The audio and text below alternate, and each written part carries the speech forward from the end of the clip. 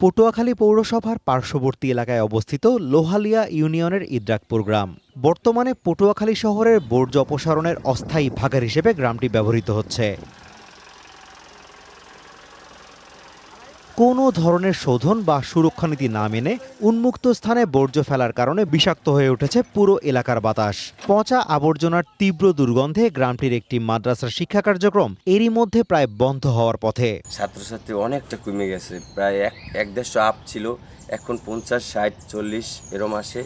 প্রায় শিক্ষার্থীর মা বাবা আসতে দিচ্ছে না, যে ও জায়গায় গ্রানে বাচ্চাদের সমস্যা হচ্ছে। ভুক্তভোগী গ্রামবাসীর অভিযোগ, এই দুর্বিষহ অবস্থা থেকে মুক্তি পেতে স্থানীয় প্রশাসন ও পৌর কর্তৃপক্ষকে বারবার জানানো হলেও মেলেনি কোনো প্রতিকার। এমন অবস্থা হয়ে গেছে, মানুষ গ্রামে বাড়িতে টিকতে পারে না, বাচ্চা কাচ্চা অসুস্থ হয়ে পড়ে। এই অবস্থায় আমাদের এখানে আছে, অনেক বাড়ির পোড়াপানি অসুস্থ।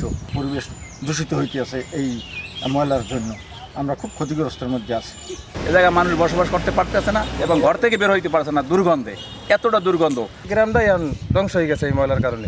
যদি এই ময়লা না সরানোর পদক্ষেপ না নেয় সরকার, তাহলে গ্রামই থাকবে না এই ময়লার কারণে। পৌর এলাকায় প্রতিদিন প্রায় 30 থেকে 35 টন বর্জ্য উৎপন্ন হয়, অথচ এই বিশাল বর্জ্য ব্যবস্থাপনার জন্য শহরে নেই কোনো আধুনিক ডাম্পিং জোন। ফলে গ্রামীণ জনপদকে অস্থায়ী ডাম্পিং স্টেশন বানিয়ে দূষিত করা হচ্ছে পরিবেশ।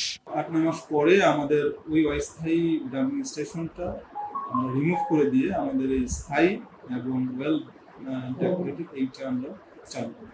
তখন যে অস্থায়ী ডাম্পিংয়ের যে অসুবিধা, নাগরিকদের যে কিছুটা অসুবিধা হচ্ছে সেটা থাকবে না। পৌর কর্তৃপক্ষের আশ্বাস অনুযায়ী 2027 সালের ফেব্রুয়ারিতে আধুনিক প্রকল্প চালু হলে হয়তো মুক্তি মিলবে। তবে তার আগ পর্যন্ত কিভাবে বিষাক্ত পরিবেশ ও দুর্গন্ধ সহ্য করে বেঁচে থাকবে ইদ্রাকপুরবাসী, সেটিই এখন সবচেয়ে বড় প্রশ্ন।